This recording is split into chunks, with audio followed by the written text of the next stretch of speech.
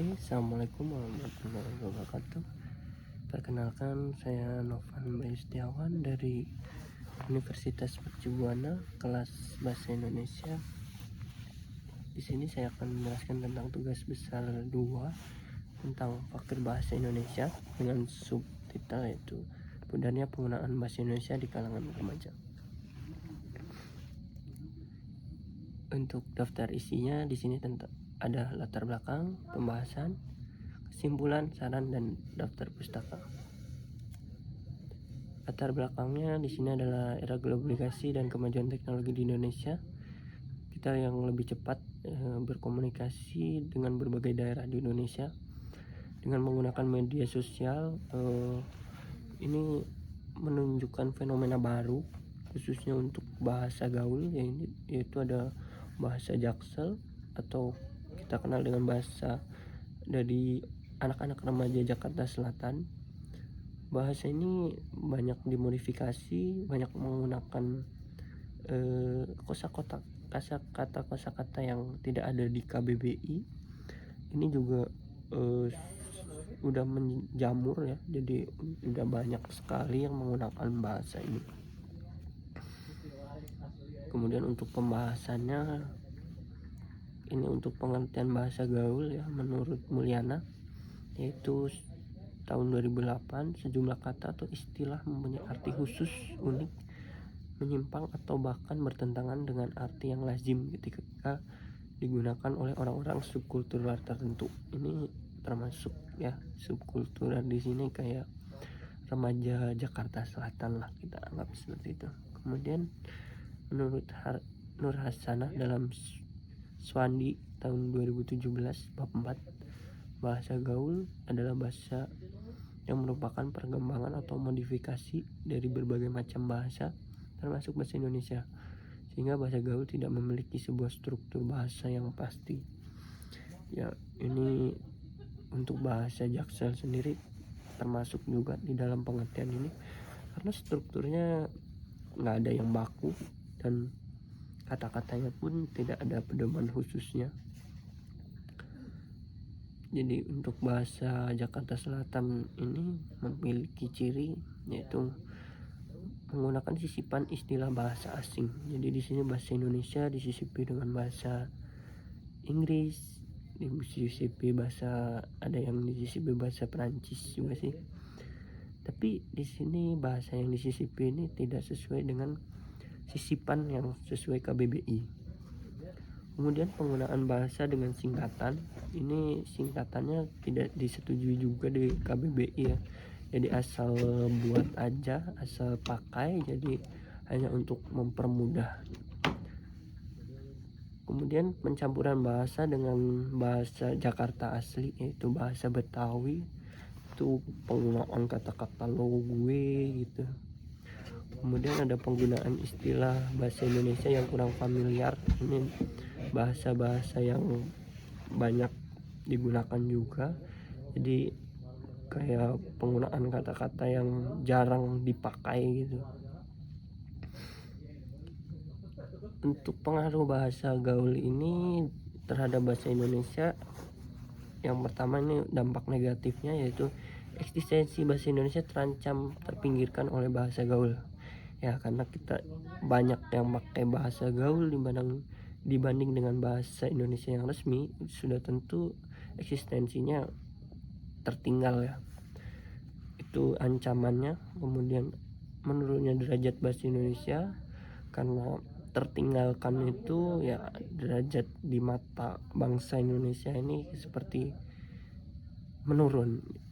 Kemudian menyebabkan punahnya bahasa Indonesia karena banyaknya bahasa-bahasa gaul yang digunakan, bahasa Indonesia yang resmi ini seperti tersingkirkan.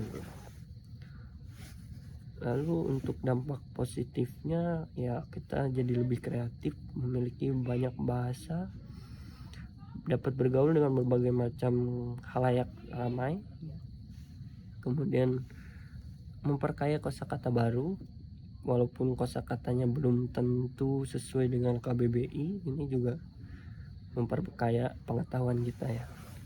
Kemudian mempersingkat pengucapan. Ini untuk penggunaan istilah-istilah baru yang digunakannya. Untuk kedepannya itu istilah itu dapat dimasukkan ke dalam KBBI atau tidak, kita tidak tahu ya. Selanjutnya, bahasa Indonesia yang baik dan benar adalah bahasa Indonesia yang digunakan sesuai dengan aturan atau kaidah bahasa Indonesia yang berlaku. Kaidah bahasa itu meliputi kaidah ejaan, kaidah pembentukan kata, kaidah penyusunan kalimat, kaidah penyusunan paragraf, dan kaidah penataan penalaran. Kaidah bahasa Indonesia yang dipakai saat ini sesuai dengan Peraturan Menteri Pendidikan dan Kebudayaan Republik Indonesia Nomor 50 Tahun 2015, tanggal 26 November 2016. Kosakata yang digunakan dalam bahasa Indonesia yang baku adalah kosakata yang ada di Kamus Besar Bahasa Indonesia.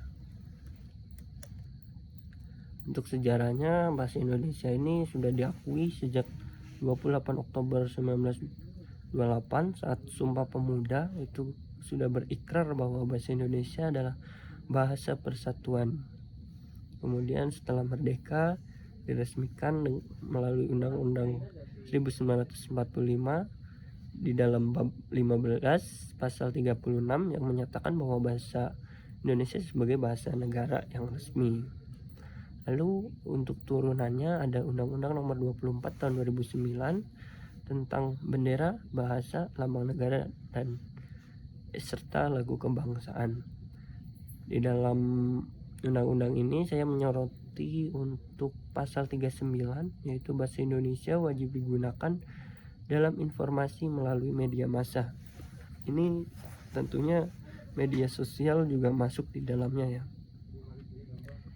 Kemudian untuk pasal 2-nya, media massa sebagai mana dimaksud pada ayat 1 dapat menggunakan bahasa daerah atau bahasa asing yang mempunyai tujuan khusus atau sasaran khusus.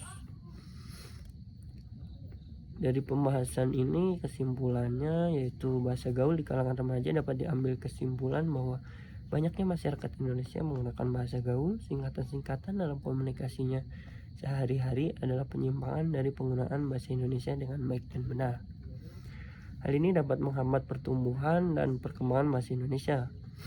Kurangnya kesadaran dan untuk mencintai menggunakan bahasa Indonesia di negeri sendiri ini berdampak lunturnya atau hilangnya bahasa Indonesia dalam pemakaian dalam masyarakat, terutama di kalangan remaja. Apalagi dengan maraknya dunia kalangan artis menggunakan bahasa gaul di media massa dan elektronik, membuat remaja semakin sering menerikannya di kegiatan sehari-hari. Hal ini sudah wajar karena remaja suka meniru hal-hal yang baru.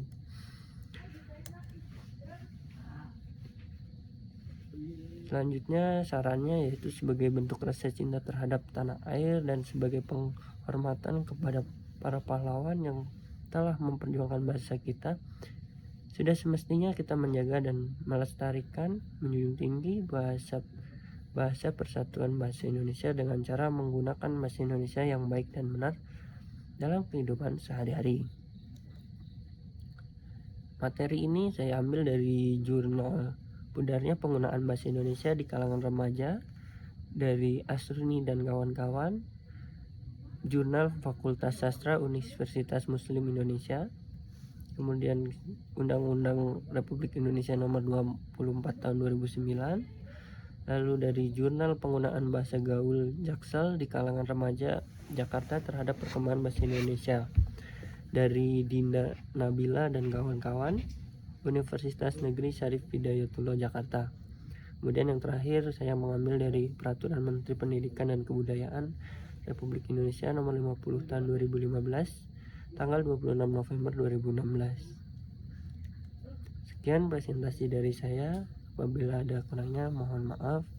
Terima kasih. Wassalamualaikum warahmatullahi wabarakatuh.